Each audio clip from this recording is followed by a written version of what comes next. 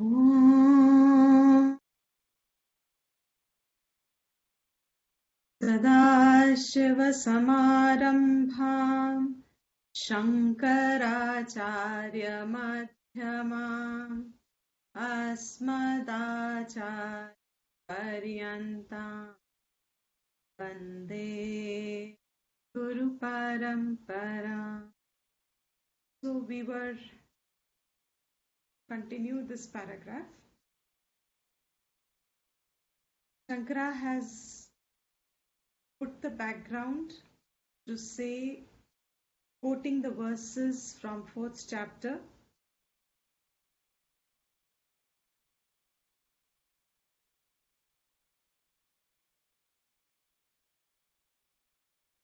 that Arjuna's confusion is valid because you get both the messages, as karma sannyas is also mandatory and karma anushtan is also supported by Krishna. And Shankara has given in 0.1 paragraph, he has given the quotations to support that any person who listens to what has gone in the 4th chapter is likely to get a doubt, since the hearer from his standpoint is listening, as both seem to be important, and there is nowhere that any sequence has been spoken of. First you do this, then you do that, because in that case both can be accommodated, but no such sequence has been said. So to do them means what? How can they be done simultaneously? They can be done sequentially, but Bhagwan hasn't said पहले ये करो फिर ये करो. तो दोनों साथ कैसे करे कोई? And Shankara gave the example that the contradiction is so clear. It is almost like telling a person to stand and to walk together. These two cannot go simultaneously. When you are standing, you can't walk. When you are walking, you are not standing. So either or can be applicable at a time, at a point. So if the mandate seems to be karma sannyas, which seem to be the major portion of 4th chapter, renunciation of karma, and yesterday I think we dealt it in quite clear terms. Karma meant engagement of one's mind with reference to some alaukika vishaya. A part of the day, every day, if it is not engaged in alaukika vishaya, then mind gets occupied by everything that the senses reports. Alaukika, someone has clarified what is laukik and what is alaukik once again, please. So laukik means what your 5 senses are interacting with and are reporting to the mind. So eyes are reporting color and form. That means color and form becomes laukika vishaya because it is outside of you. Mind registers it. So the senses are only reporting through the eyes what it is seeing and the form it sees, and mind registers it. At this point we'll stop here. We will not go up to the point of Atman. Mind registers it. This registering of mind of color and form with reference to eyes is whatever that color and form represented, that object is outside of the body, pertaining to the world. Lok se related hai. Laukika word comes from lok. Lok means bhulok here in this context. Bhulok means your earth, your worldly aspects, knowledge regarding the world. In English, if you put it, worldly knowledge pertaining to the world. Laukika vishaya means knowledge which pertains to the world. So all your senses, eyes, ears, nose, smell, taste, touch, all of them are only giving laukika vishaya, gyan. You won't get any other knowledge from this. So the mind, if it hasn't been given any alaukika vishaya to dwell upon, but natural remains in the information that it has been acquiring through the five senses, and knowing that mind holds on to information, and behind it the personality has been that the ego is unifying all these sensations and the emotions that they generate, and the doubts that pertain, the ego brings them all together. And this individual now, who seems very established with the sense of aham, this aham is entangled only with laukika vishaya, because that's all the information is. और कुछ है ही नहीं मन में, यही चलता रहता है. जो दिख रहा है, जो खा रहे हैं, जो सो रहे हैं, जो सुन रहे हैं, जो स्मेल कर रहे हैं, and over a period of time they accumulate in the mind as memories, and ahankar, because was caught in them, so the memory also starts surfacing. So the mind now starts dwelling into the past and building aspirations, etc., etc. throughout. This whole thing is laukika vyavahar, pertaining to the world. Now senses can only give this much information. If the mind has no other avenue, nothing that it thinks about, which is your eyes can't see, your ears can't hear, etc., then over a period of time, but natural, all this is making the mind disturbed most often. And even if it is peaceful, it is not fulfilled. It doesn't feel satiation. It feels a sense kuch reh gaya. Something is missed out. There are people who will always, as you keep growing older, when you arrive in your 30s, 40s and up to 50s, you say, kya reh ja raha hai? What am I leaving? What is it that I still need to do? What I need to complete, etc. There are these thoughts that start generating in the system, which were not there when you were in your teens, because you were looking forward to doing a lot or something similar to that. Now, karma meant introduced by Ved in a very systematic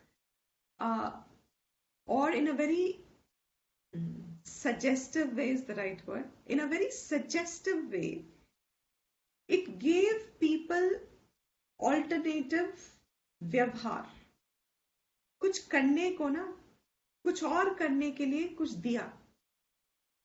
अगर आप सब कुछ दुनिया से pertaining अगर कर रहे हो, इसके अलावा वेद से now also introduce in your life for your sanity, for your own growth, for your own evolution of the mind, maturity of the mind. Introduce in your daily life, especially if you are in a married stage of life, introduce in your life a laukik vyavahar. I hope this now gets clear.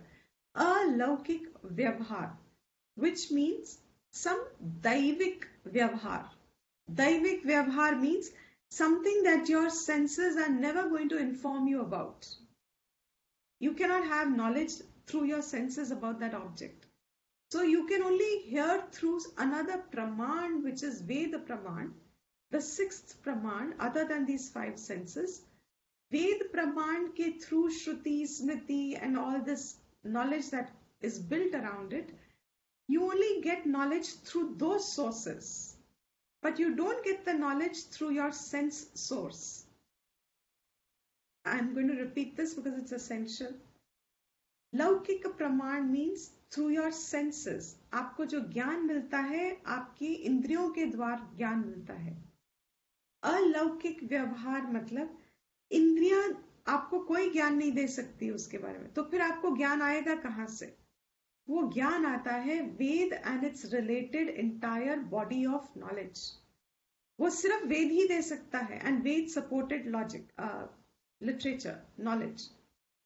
Whatever they say now, like supposing we are studying the Bhagavad Gita, now everything said in the Bhagavad Gita Tell me which of this is supported by your senses, except the story also that is like, built around that story where you can't verify that story now.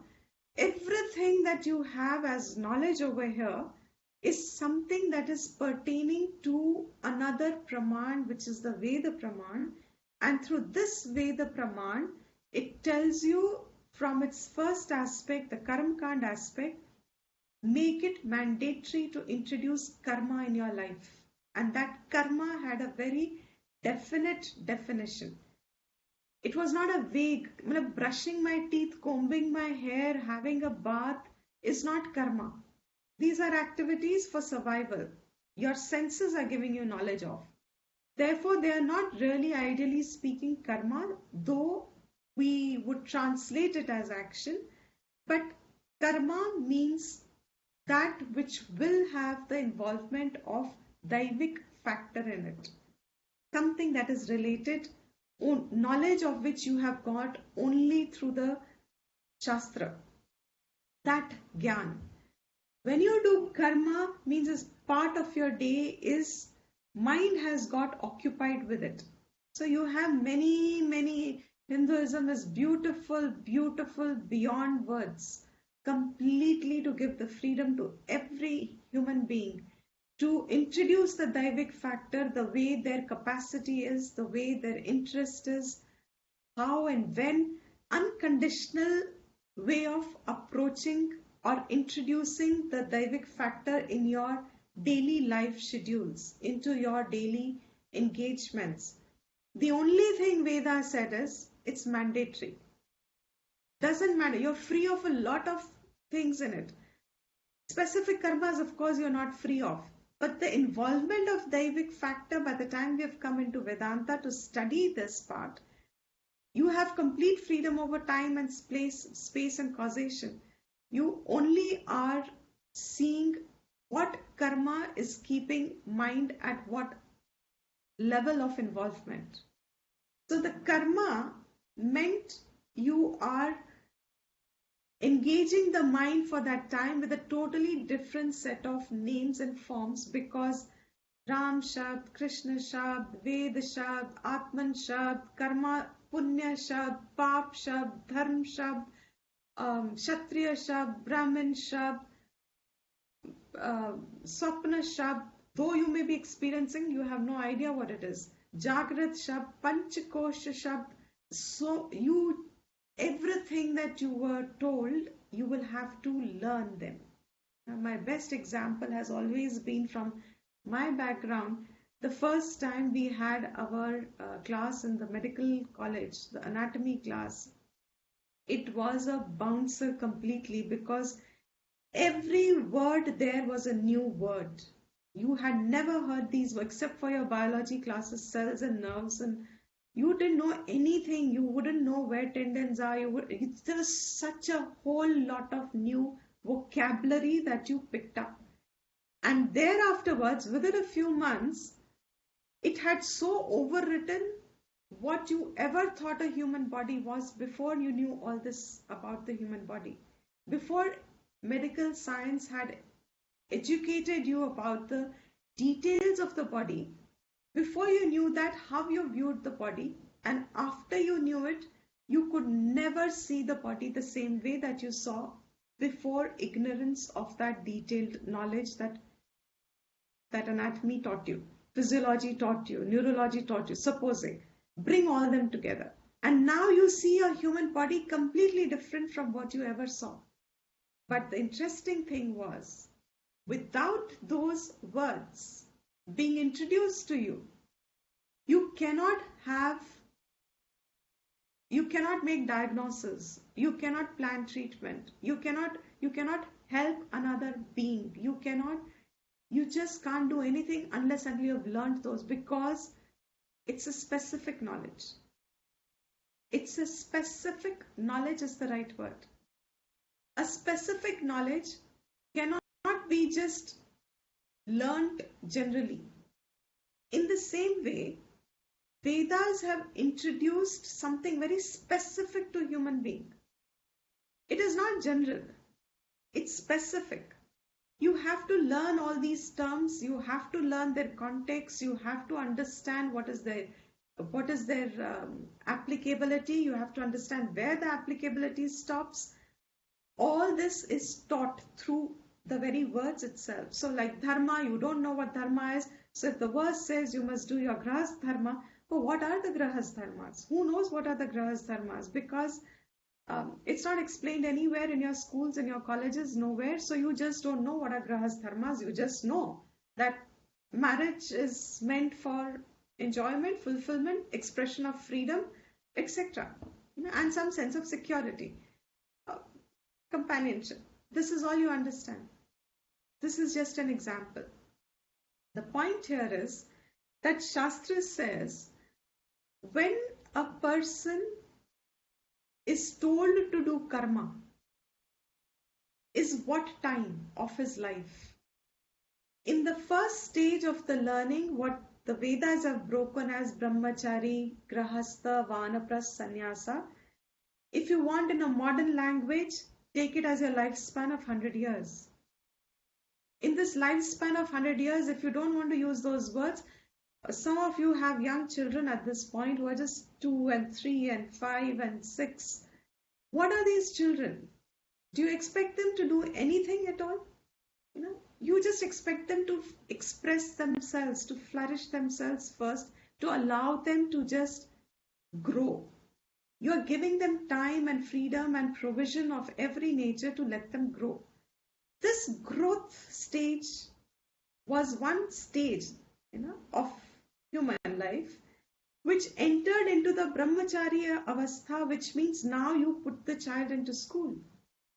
Nowadays, parents have a real headache trying to figure out what school to send their children to, because what is the kind of a upbringing of the child that is supposed to be? Because you understand this is a very essential stage of your child. This is the learning stage of your child. In the learning stage of your child also, you are not expecting the child to do anything. You're not expecting the child to contribute to your house. You're not expecting, in fact, you're giving them all, you're taking entire responsibility and more as a parent than you probably can in your capacity sometimes. But you do it for the sake of your child because it's very essential for child's growth to spend the learning years learning. This brahmacharya avastha in our educative system in would be very comprehensive. So other than teaching them laukika, vyaparik thing, knowledge, which would help them sharir yatra, the alaukika gyan was also introduced at that age. Brahmachari stage. Learning stage where they learn so well. Nowadays you find in YouTube, so often you find young children, they recite, we have seen it even in our group, somebody shared it. The entire Gita is chanted. हम लोग तो इसमें even if you have started early in life, you still cannot chant the way those children are chanting, memorized it entirely. Why? Because there is the equipment is growing, the faculty, the subtle body is now expressing, it will absorb every information that is provided to it because the ego hasn't yet determined the rightness, the wrongness, the likeness, the dislikeness around that information. It hasn't formed judgments about it. So it takes it on faith, it takes it on Shraddha, it just absorbs the knowledge. Now when that knowledge is absorbed in that brahmacharya avastha, as the human body is growing, it depends on what is the input that has gone in the mind at that stage that the next stage of your life opens its choices to. Now that is what the Vedas have been telling, and we have been discussing this in these classes now. This choice, once the brahmacharya avastha goes, is because you've already been taught about the alaukika presence. There is an alaukika factor. There is what you call it, term honestly doesn't matter as long as you understand what it is. Call them laws, call them nature's laws, call them divine hand, call them grace, call it God, call it Allah, call it anything, call it whatever name in your language. It's immaterial. What is essential is that your mind has started to accept that there seems to be another possibility of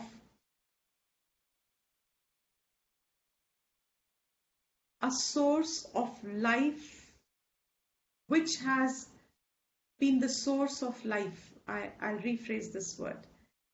Your mind has started entertaining that there is a source of life, and that source of life is common. Life is common. Source of life is common.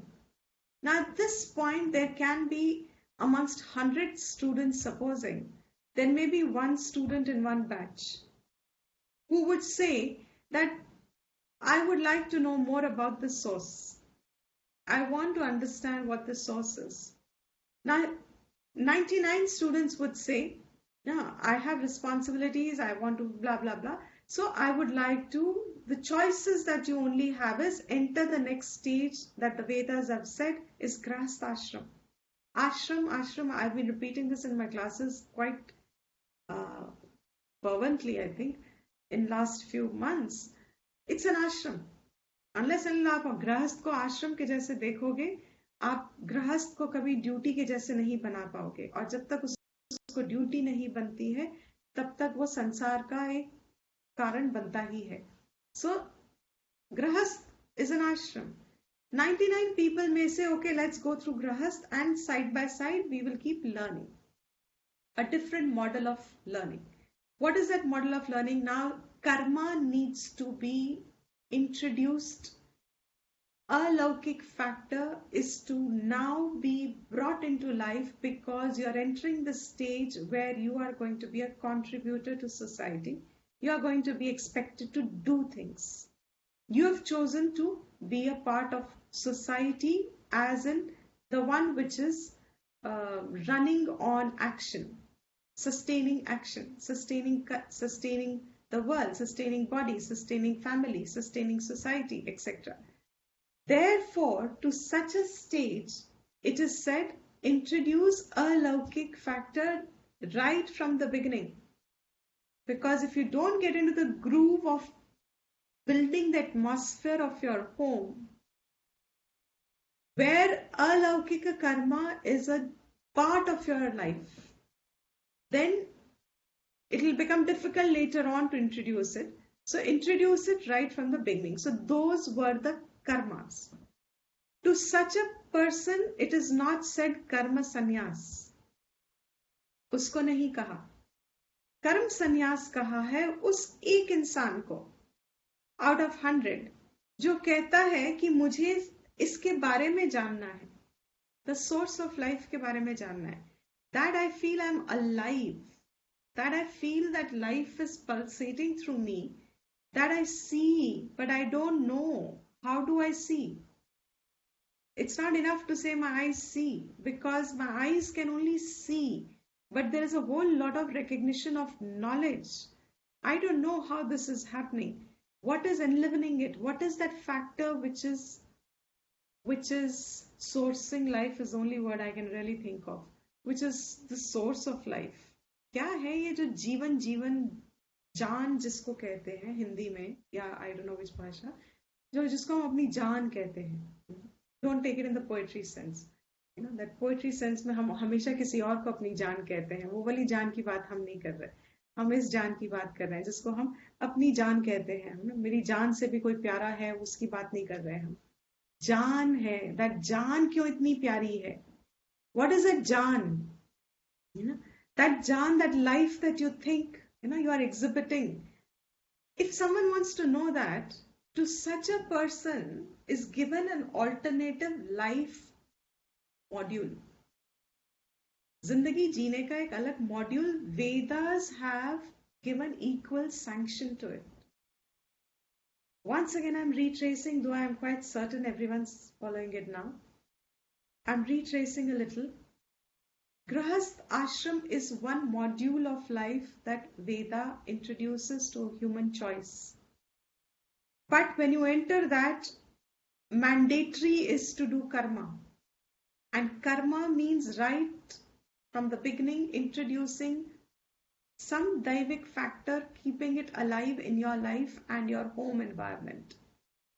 That Daivik factor can be in any word, in any name, and along with it, following the laws, the dharmas that are there to be followed, legitimate means of living life.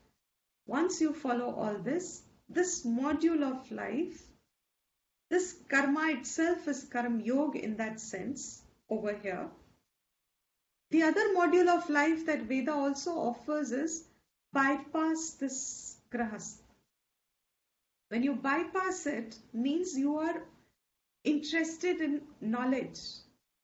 You can approach a teacher and request knowledge of this other part of Veda, which is Vedanta, which talks about the source of life. You can request to learn that knowledge.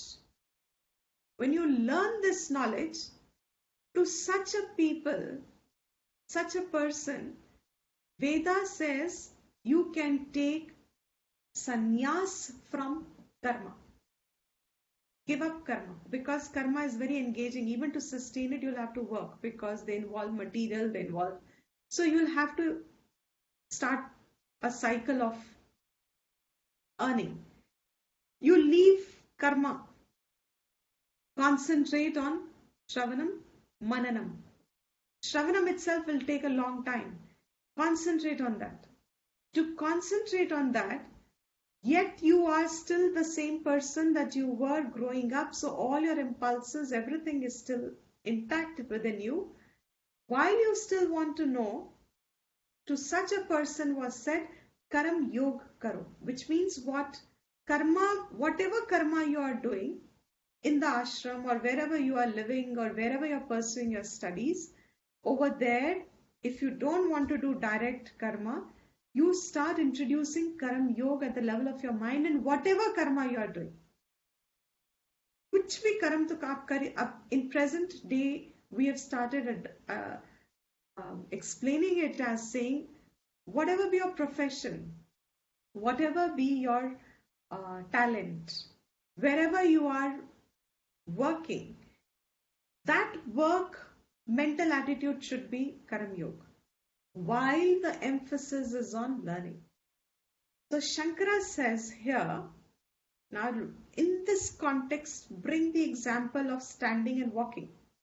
क्या ये दोनों साथ हो सकते हैं? क्या आप कर्म अनुष्ठान, गृहस्थ आश्रम and कर्म संन्यास साथ कर सकते हो?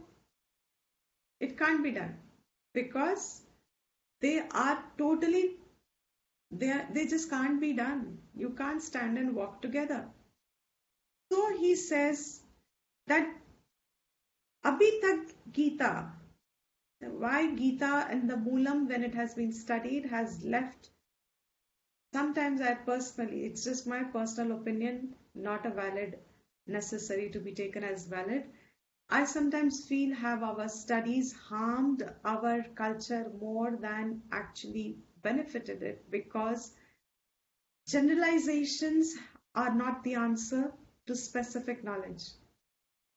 If you just generally go on reading it without the support of acharyas and their explanations that have been given to understand the verse in the correct light, without that, the meaning that you can interpret of it and apply it further in your life can completely be different.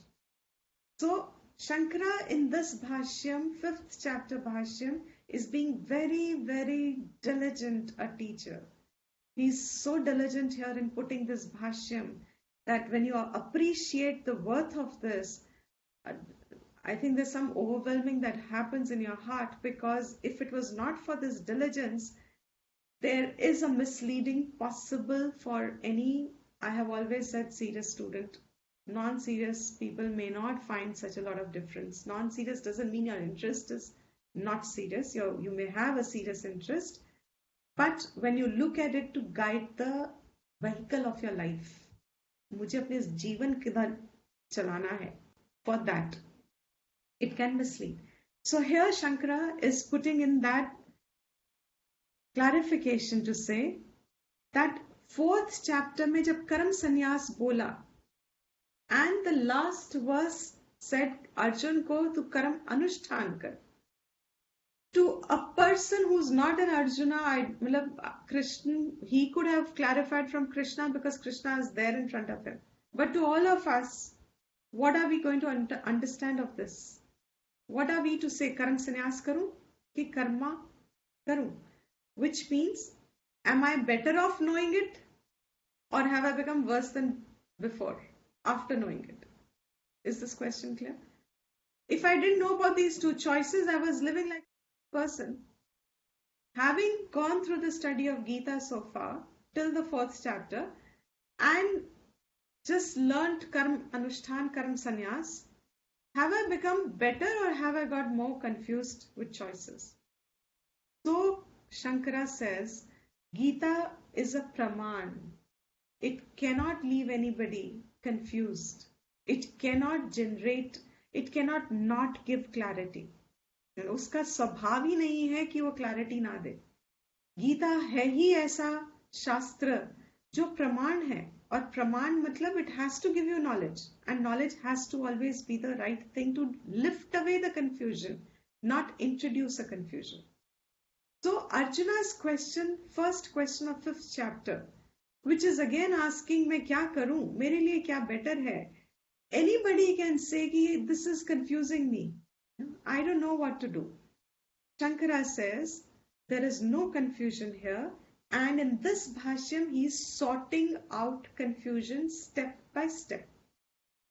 So the first step he said is, all that was said in the 4th chapter, I'm repeating myself up to this point, all that was said in the 4th chapter, here there cannot be a confusion because we understand that Karam Sannyas is said to the seeker of knowledge. That seeker of knowledge, Shankara is going to say, Atma Kartra, Atmavit Kartrakatvam.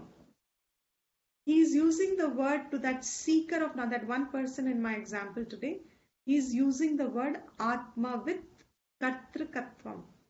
The other word we did in the previous classes was Vidvat Sannyas.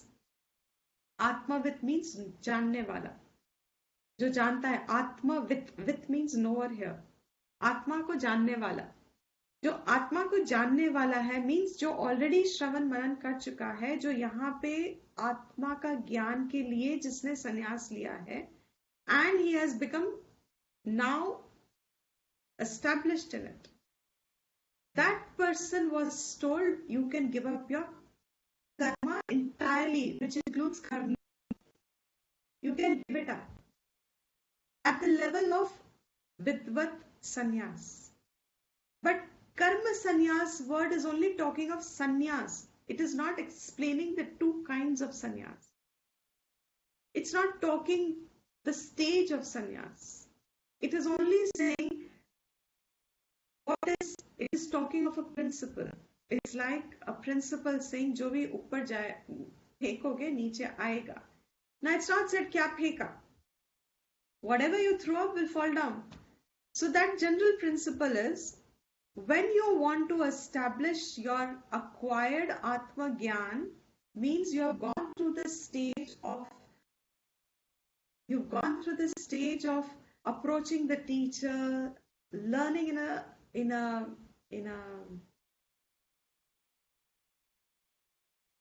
learning to learn for its own sake. You've done enough Shravanam. You've clarified the doubts that came. Now your mind, after a few years of study, has said, I think I know. When it says I know, but you don't find the Jivatvam dissolving in that knowledge. You haven't found that all your acquired knowledge means, supposing I put it in the example of the medical world, my entire 5 years of MBBS study, I've gone through all that knowledge, learned all new terminologies. You really have to see the environment in any professional college, in medical college in particular. The jokes are also so funny. उनकी अपनी भाषा में भी joke निकलते हैं. मतलब you won't find the same jokes that you find in another, say, engineering college, or you find in a normal graduation college. The jokes will also be around those terms. Means इतना घुस गया है अंदर.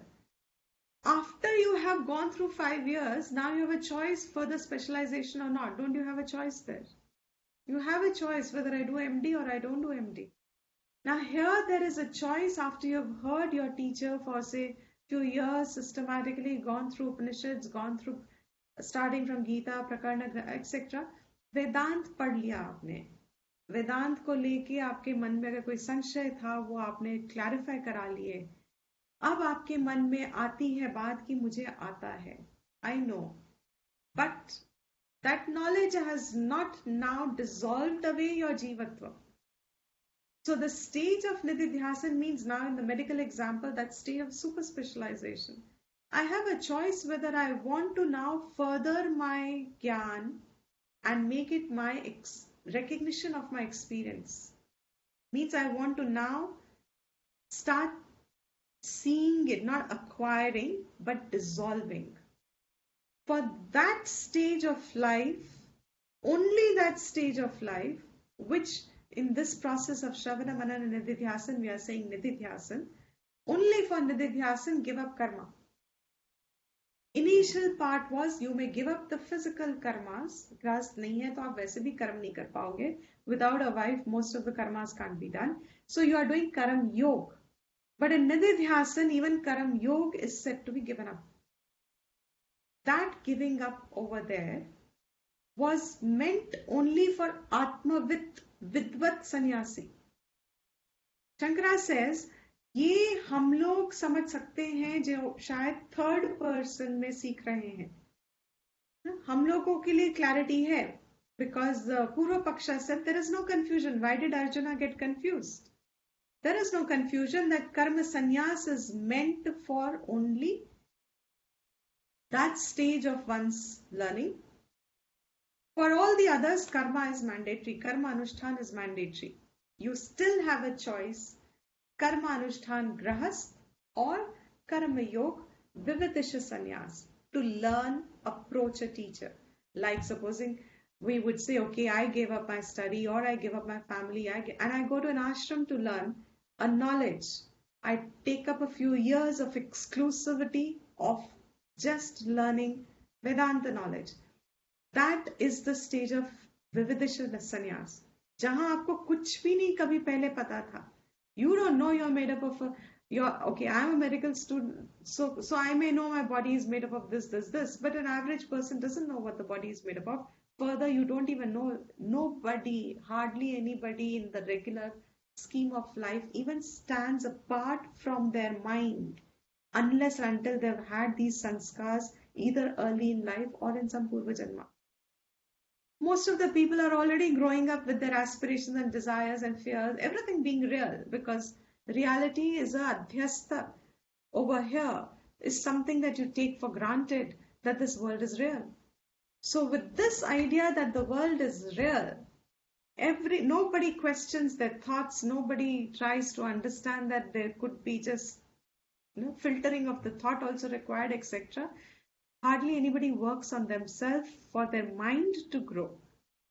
So, seeing all this, the choices between Vividisha Sannyas and Grahastha Ashram.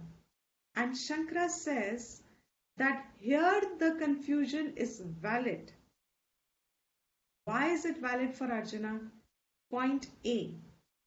Sannyasa hasn't been spoken of as which sannyasa in chapter 4. All that Bhagavan said is, for Atmanishtha, Karma Sannyas is mandatory. Without Karma Sannyas, you can't have Atmanishtha, because ये सब explanation the teachers देते हैं, परंपरा देती है, because Karma में तो कर्ता जिंदा है, आत्मा अकर्ता है. So you can't have the two together. So for Atmanishtha, Karma Sannyas is necessary. Correct.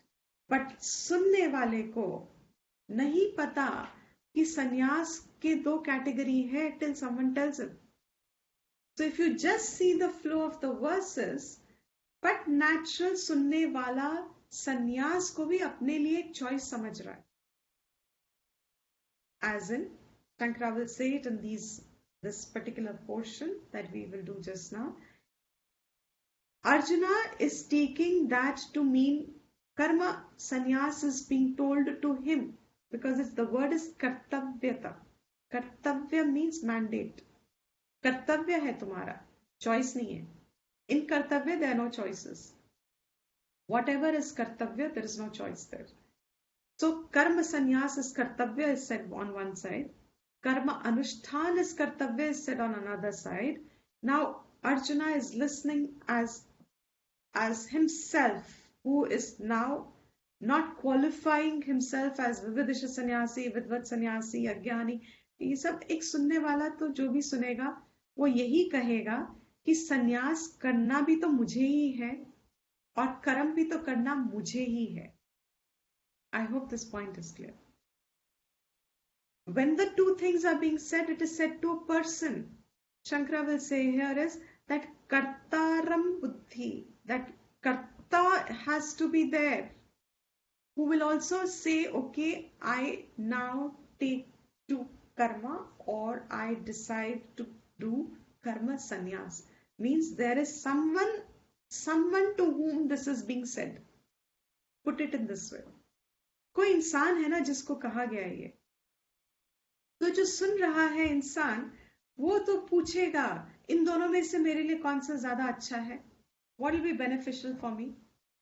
But natural, because कर्म अनुष्ठान भी उसी इंसान को कहा है, कर्म संन्यास भी वही इंसान सुन रहा है, तो पूछेगा इन दोनों में से मेरे लिए बेटर क्या है. And that is the first point that Shankara says. The second point that he is going to say is, I have already explained to some extent, is in point 3, but I am bringing it together now. What he is going to say is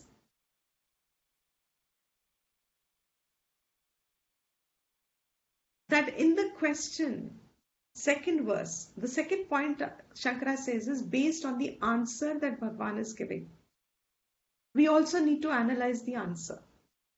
And what is that answer? He says, fifth chapter, second verse over here, Sannyasa karma yogo nishreyasa karau tayoho tu karma yogo vishishyate. Between karma sannyas and karma anushtan, between these two, karma yoga is superior, is better for you. If last verse of fourth chapter said the same. Second verse of fifth chapter is telling Arjuna, Karam Anushtan is better for you. Karam Yoga is better for you. Is better, is said here. So he says this answer also needs to be understood. But let me just quickly do the portion from Katham first. The same what I have explained is just these few words over here. We'll quickly go through it. Vani, we've already chanted, so I'll just explain. Katham means how.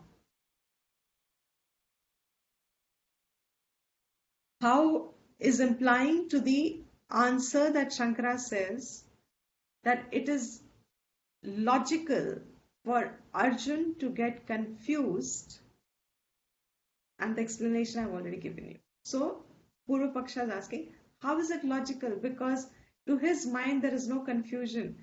Atmavit ke liye karma sannyas hai.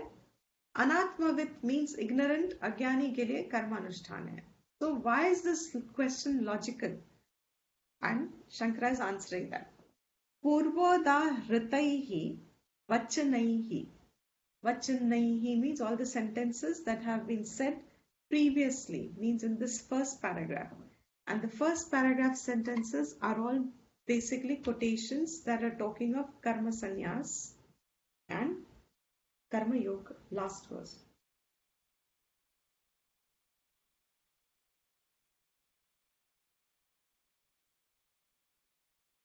So vachanaihi, all the sentences, all the words, all the import of all the sentences that has been said in the first paragraph.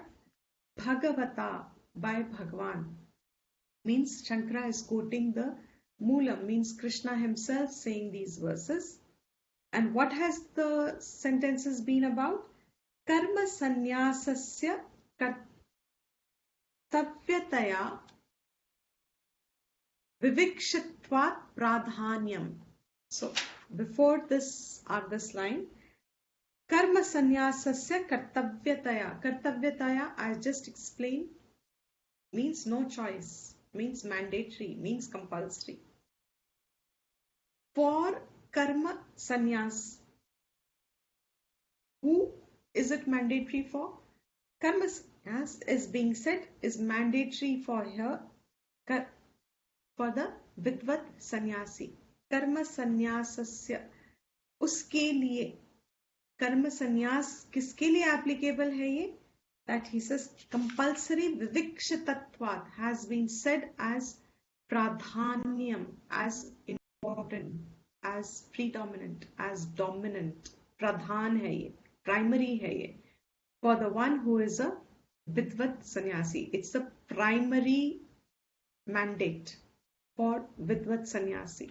Means for one who wants atmanishtha, means for nididhyasan, karma sannyas is primary mandate. Antarena cha kartaram tasya kartavyatva asambhavat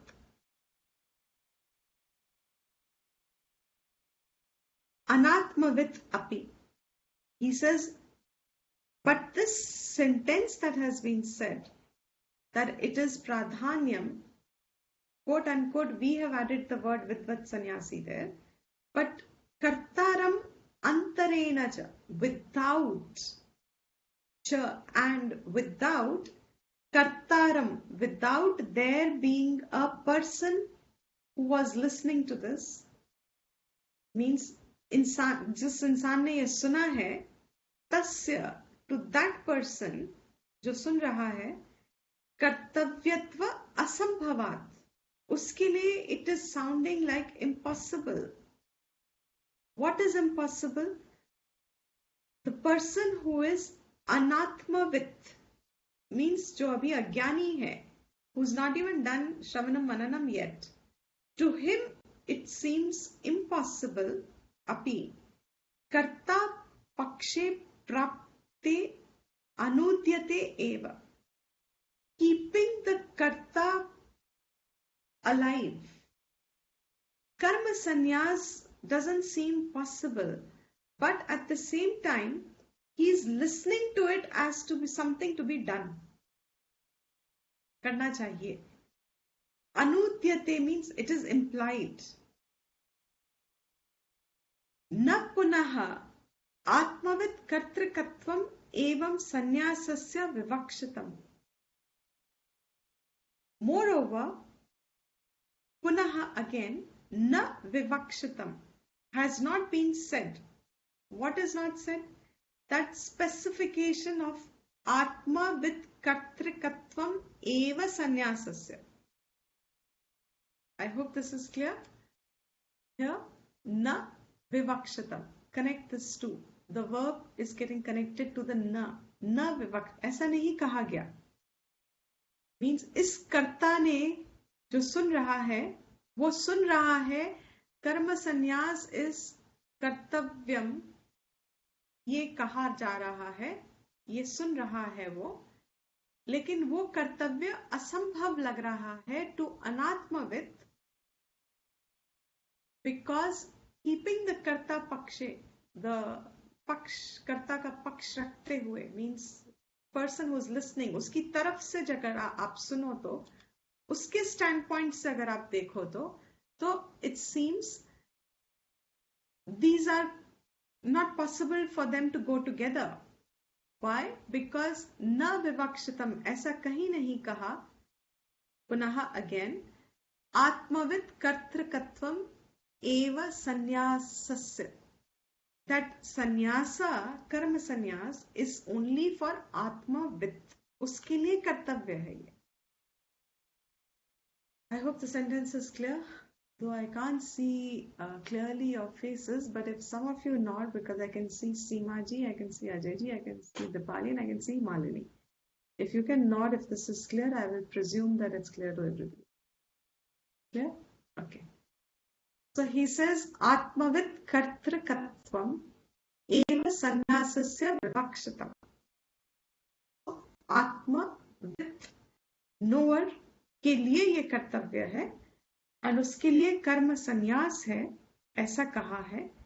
इति एवं, so in this manner, this karta, who is Arjun in this case, and all of us, iti evam manvanasya, keeping this in mind, अर्जुनस्य मनवानस्य, अर्जुन ऐसा मान सकता है, अर्जुन ऐसा कुछ समझ सकता है, कुछ और भी समझ सकता है, बिकॉज वो सुनने वाला अनात्मविद है. तो वो ये सोच सकता है, क्योंकि आत्मविद के लिए है, ये क्लियरली नहीं कहा कर्म संन्यास, तो अनात्मविद सोच सकता है कि मेरे लिए भी एप्लीकेबल है. दैट अर्जुनस्य मनवानस्य कर्म अनुष्ठान कर्म संन्यासयोः अविद्वत पुरुष कर्तृकत्वम अपि अस्ति. तो वो ये सोच सकता है that even for the अनात्मविद अज्ञानी, कर्म अनुष्ठान एंड कर्म संन्यास दोनों कहा गया है. To who?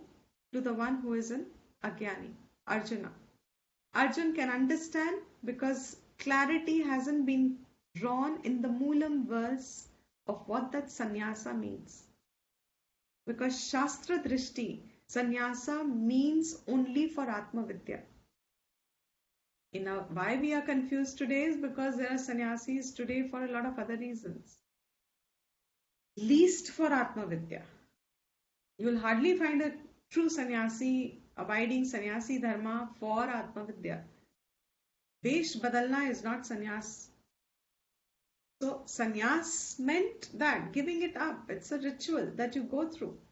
The last ritual you go through to say, okay, I take a different aspect of life as my life from here onwards, for the sake of Atmanishtha.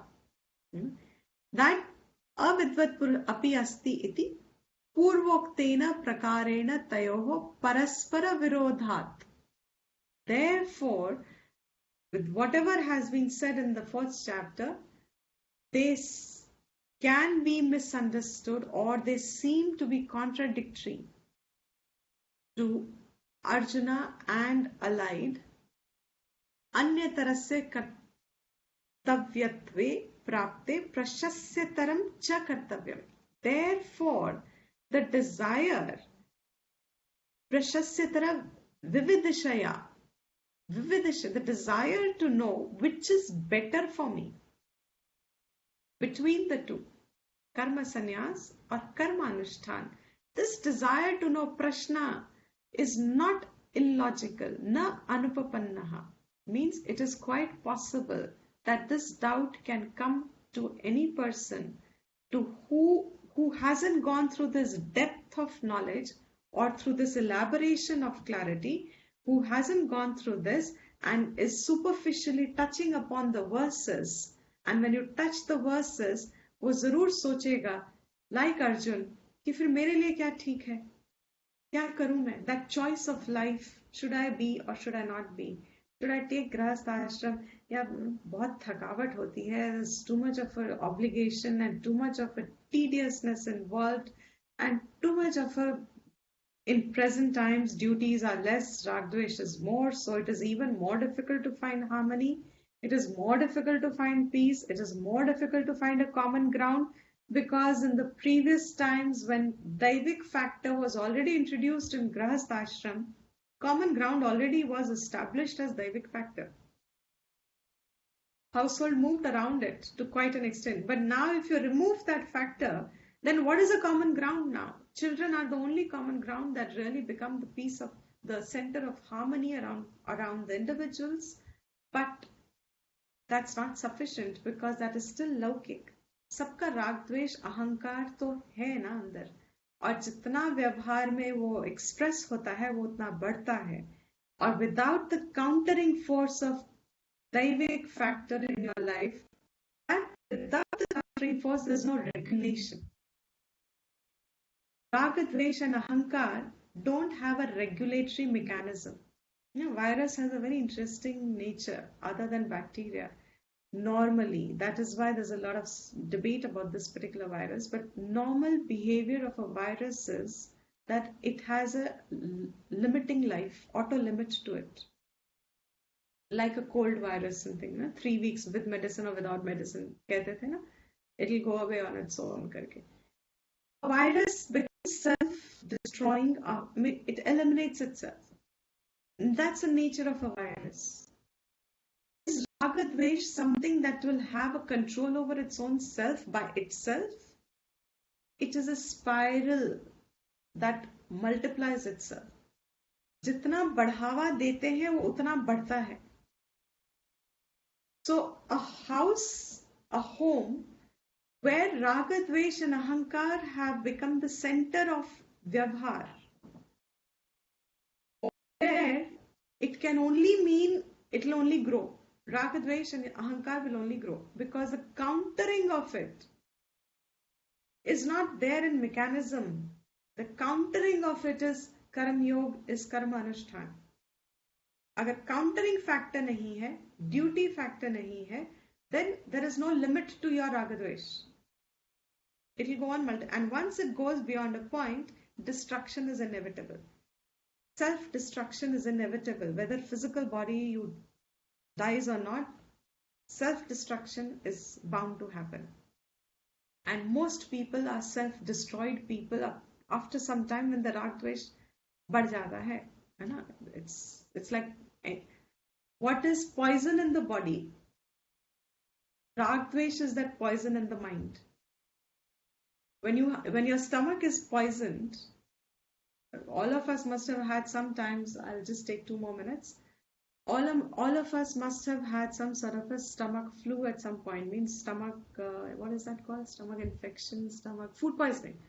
All of us must have had some sort of a food poisoning. Has anybody, do you remember what goes through in the body when you have food poisoning? Hopefully you have very little food, even a little bit of it is enough. Your body throws up like it. The first thing that goes is your sense of taste. Your body doesn't want any more food because what has gone inside, the entire defense mechanism inside of the body is got together on an emergency mode to fight the poison in the body which can kill the body. What is the antidote to mind? What is the poison in the mind? Raga Dvesh. And Raga Dvesh becomes Ahankar. This is the poison. What is it that the mind actually, that's why those minds are extremely disturbed and mind wants to throw it, but individual doesn't know how to throw it. So it multiplies. Its nature is to multiply. It goes on multiplying and it gets caught. The individual is caught in it. The way to throw this poison out is to introduce Daivam, Daivik factor in life. And slowly, because ये भी overnight नहीं बढ़ा है, तो वो overnight destroy भी नहीं होता है. To the extent that Daivik factor is introduced, to that an extent you will find it kind of dilutes the poison in the mind. That is what is said as qualifying the mind. Freeing the mind from Raga, Dvesh, Ahankar is that preparation which karma does for a person. And that prepared mind, Ahankar se और Raga, Dvesh से छूट चुका है ना, शांत हो चुका है मन, वो mind is like a child's mind which hasn't yet got conditioned. The capacity of the mind is infinite. Such a mind will automatically learn the newness about itself, that you're not this body, but you are the conscious being. What is the nature of the conscious being? And how not to be afflicted by what seems real but is apparent only. All that, वो एक अलग चीज अलग है, बात ही अलग है वो. That he says here. Arjun wants to know, अपनी जिंदगी में मैं वहां निकल लूं? Should I concentrate on a life where Ragadvesh will not be encouraged, a life where Shravanam Mananam is the predominant, etc.? Or should I do karma anushtan, means fight this war and etc.?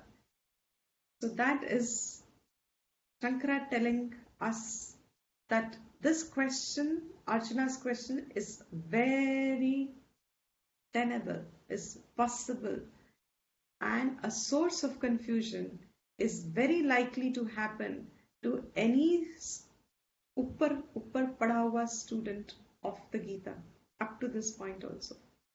So the clarification, this Bhashyam, Shankara's Anugraha, that he wants to put it straight to us, what are and the teachers in between, because Shankara only uses Atmavit and Anatmavit. Later on, teachers, 12th century, 13th century teachers of Advaita Vedanta have introduced the word Vividisha and Vidvat. These are not the original words from the Vedic Shastra. These are the words that have got introduced as the language modified. Teachers have introduced it to mean alike. Vividisha and Vidvat Sannyas as two sannyas which are qualifying the Atmavit. And Atmavit in particular becomes a Vidvat Sannyasi. So with this, I think we'll stop the class here. You're enough to digest also. And 0.3 will hopefully continue. I think we'll do it alternate weeks. Let's experiment that this month. First week and third week, Monday and Tuesday. So it won't give too much of a gap. And the third day, I think, gets a little more from the feedback that I have received. Mind is not so fresh. Let's experiment and see. Third week, Monday and Tuesday will continue. And I will now hopefully not repeat the whole portion, since we'll move on with 0.3. So you can go over it and stay with it. And I think we've repeated it enough times for you to not forget. I mean, I think it's got clear. Has the context been clear enough? So it's not likely to forget. I don't think so. It's likely to forget now, because question is so important. So answer will be important to clarify, and then you will start enjoying the 5th chapter, and it can go very fast because it's a small chapter. Moolam doesn't, the 5th chapter, the beauty of the chapter is this Bhashyam. The rest of the verses you will find will all fall into place if your understanding of this is firm and clear. The rest will all fall into place. We'll just conclude the class.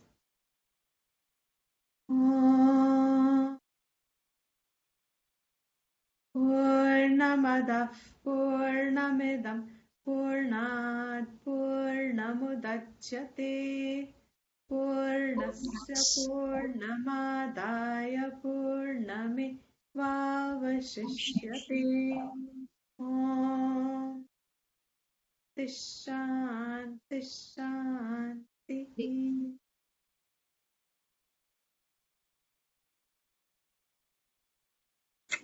Hariom Deepti ji.